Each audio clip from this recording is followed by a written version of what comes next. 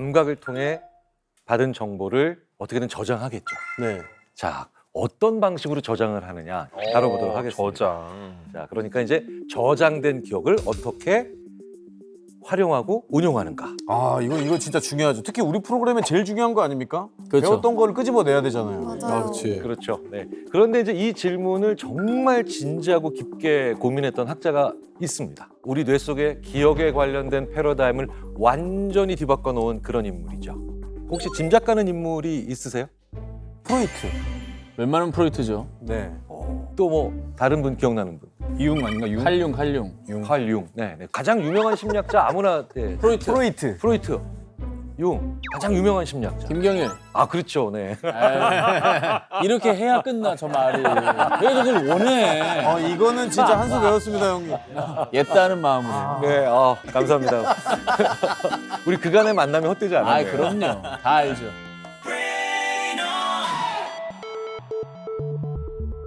답을 너무 쉽게 내주셔가지고 제가 깜짝 놀랐는데 현대 심리학의 아버지라고 하면 이제 지금은 또 프로이트죠.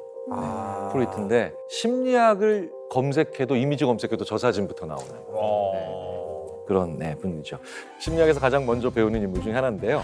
자, 이 프로이트가 현대 심리학의 선구자로 불릴 수 있는 이유는 현대 심리학의 핵심 개념들을 도입했기 때문이다. 이렇게 보통 얘기를 많이 합니다. 왜 심지어 그런 얘기하는 연구자들도 있거든요.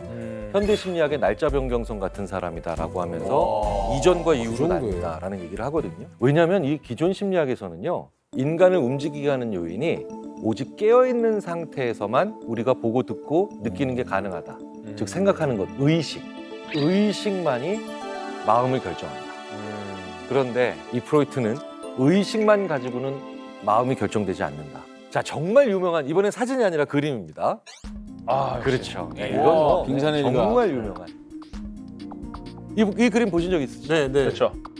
그러니까 프로이트는 인간의 정신에서 의식이 빙산의 아주 위에 올라가 있는 일각이라면 그 수면 밑에는 의식보다 훨씬 더 큰 전의식, 잠재의식 같은 거, 그거보다도 더 큰 무의식, 우리가 어떤 것을 결정하는 것, 심지어 지금 오늘 입고 오신 그 옷장에서 고를 때까지도 수많은 우리의 말과 행동이 무의식과 관련돼 있다. 그러니까 느끼지 못하는 의식이에요. 네. 특히 불쾌하거나 아니면 잊어버리고 싶은 기억이 이 무의식에 주로 많이 잠재되어 있습니다. 왜냐하면 이걸 계속해서 꺼내고 있으면 우리가 너무 힘들어지잖아요. 우울하죠. 프로이트 이전에도요, 무의식의 존재 자체에 대해서는 알고 있었고 어느 정도 생각을 하고 있었습니다, 연구자들이. 하지만 대부분 중요하게 생각하지 않았다는 거예요. 그런데 그 와중에 프로이트는 의식보다 무의식이 훨씬 더 중요하다고 주장을 하고 의식에 관한 기존 개념을 완전히 뒤집어 버린 거죠. 더 무의식이 더 중요하다고 생각한 거예요, 프로이트는? 이 신경과 의사였던 프로이트가 어떤 특정한 종류의 환자들을 만나게 되면서부터였습니다. 몽유병. 몽유병. 몽유병. 일부 포함될 수 있을 것 같은데요. 더 크게 보자면 신체적으로 특별한 이상이 없는데 마비가 오고 네. 그리고 실명, 심지어 안 보이고 이런 문제를 보이는 환자들에 주목하기 시작한 거고요. 그분들의 대부분이 여성이었다는 점에 주목을 한 겁니다. 오잉? 네, 여성. 그러니까 이게 신체적이고 그냥 기존 의학적으로만 보면 답이 안 나오더라는 거예요. 그런데 이제 프로이트는 분명히 이 여성 환자들이 왜 20세기 초반이잖아요. 아무래도 전반적으로 사회적으로 좀 더 억압받고 약자지, 약자. 그렇죠? 위치가. 보이지 않는 마음의 상처를 받은 분들은 여성들이 더 많았겠죠. 프로이트가 무의식 속에서요, 눌려있던 감정이나 갈등 이런 것들이 결국 터져서 신체적인 증상이나 장애로 나오는 걸 보면서 이 경우를 그 유명한 히스테리라고 부릅니다. 히스테리라고. 히스테리. 이때 여기서 나온 개념이에요, 히스테리가? 히스테리라는 병은 그전에도 자주 언급이 됐었습니다. 고대 그리스 시대부터 네. 히스테리라는 여성의 병이 언급되고 존재했었죠. 자, 그래서 여기서 질문하셨기에 문제가 나올까? 문제를 내드리겠습니다. 너무 갑작스럽게 들어온다. 자, 문제 주세요.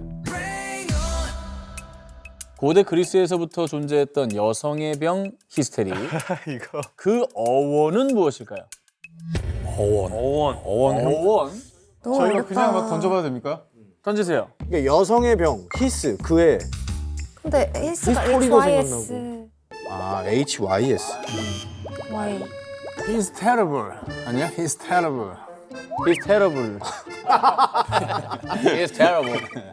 아 근데 여러 가지가 떠오른다. 이게 어원이라고 하면은 아마 나 영어는 그런 아닐 것 것 같은데 미스터리. 의미가 있을 것 같은데. 미스테리. 미스테리. 미스테리가 M으로만 바꾼 미스테리죠. 미스테리. 문제를 잘 읽으시면 여성의 병. 여성의 병. 그리스. 헬레나. 이과의 한계군요. 아니 약간 헤라. 아니 이거는 또 너무 또 질투의 여신이니까. 질투의 여신 헤라 맞아. 좋아. 헤라. 헤라가 질투의 여신이잖아. 그리스 여신. 근데 아니, 헤라가 히스테릭하잖아. 그러니까. 그 남편 그거 때문에. 그러니까 헤라로부터 왔나? 와. 야, 헤라가 헤라 이름이 좋다. 헤라다. 노아시나가 저기 헤라고 이름이 약간. 그러니까 디너스가 아프로디테거든. 아프로디테처럼 헤라는 히스테리였다.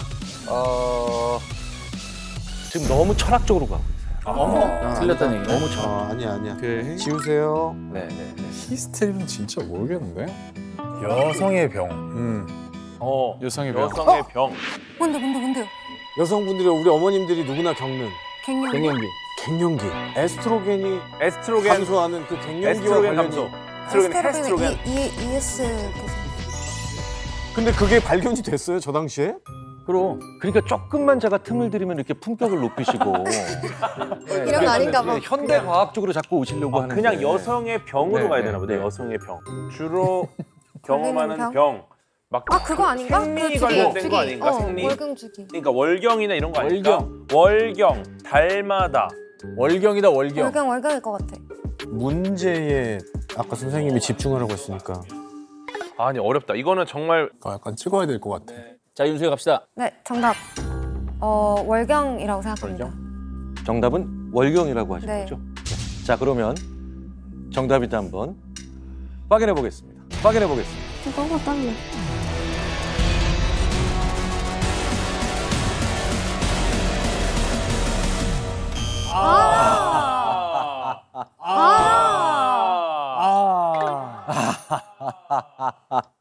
자, 아쉽게도 메달 획득을 실패하셨고요. 이거 너무 어려웠다. 이거 아니 근데 저거를 우리가 어떻게 찾아 저거를? 이거는 진짜 근데 모르겠다. 이건 그리스 사람도 못 맞춰.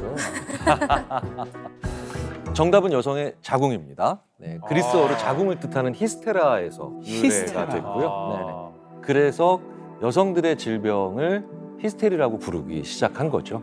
히스테리가 지금 개념하고 같았어요 고대 그리스에서. 시대적인 편견이 좀 작용을 한 건데 아리스토텔레스를 비롯한 고대 그리스 철학자들은 남성을 상대적으로 완벽한 존재로 본 거예요. 그런데 여성들만 특별하게 가지고 있는 신체 기관이 자궁이니까 불완전한 여성의 자궁이 몸속 곳곳을 돌아다닌다고. 그래서 여성의 몸에서 병을 일으킨다라고 이제 생각을 했던 거죠. 이런 오해는 의학의 아버지라고 불리는 히포크라테스의 전집에서도 나옵니다. 그러니까 자궁이 움직이면서 다른 장기들을 압박하고 밀치고 회방을 놓으면서 숨쉬기나 말하기가 어려워진다. 대박. 네네. 거의 수천 년 동안 그러니까 여성의 감정과 질병을 오해하는 이 기반이 됐다는 거예요. 원인을 잘못 알고 있었으니까 치료가 안 됐던 거네요. 그렇죠. 아주 정확하게 말씀을 해주신 건데, 그러니까 히스테리 치료법으로 원인을 잘못 알고 있으니까 치료 방법 중에 기상천외하다 싶을 정도로 근거 없는 방법들이 동원이 됐는데요. 중세 시대에 사용됐던 어떤 그림 하나를 보겠습니다. 네. 이게 어떤 치료법인 것 같으세요? 저거 밑에 불 아니야? 불 피우는 것 같고. 태우나 봐.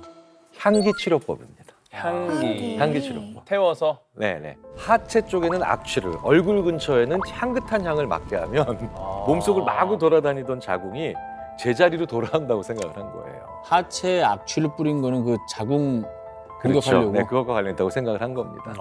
마녀 사냥이 한창이었던 시기에는 마귀가 몸에 들어가서 생기는 병이 또 히스테리라고 생각을 하고 성직자가 성경 구절을 끊임없이 옆에서 읽어주고 혹은 구마의식을 하는, 이러면 이제 히스테리의 치료가 가능하다고 또 믿었던 시기도 있었고요.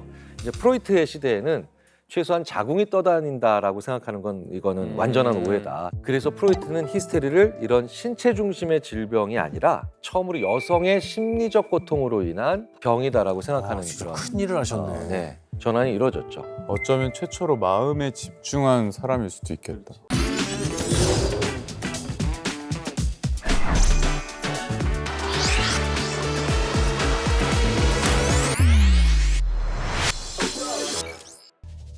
네.